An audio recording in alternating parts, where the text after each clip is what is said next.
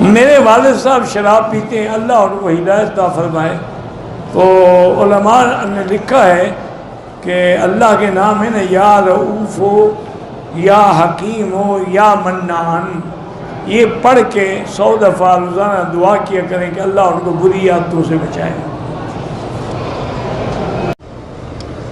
کوئی آدمی زنا سے بچنے کے لیے اپنی شہوت کو ہاتھ سے مٹا سکتا ہے، بالکل حرام ہے، قیامت میں اس کے ہاتھ پہ حمل ہوگا تاکہ دنیا کو پتہ لگے کہ اس نے یہ گناہ کیا ہے، بہت بڑا گناہ ہے۔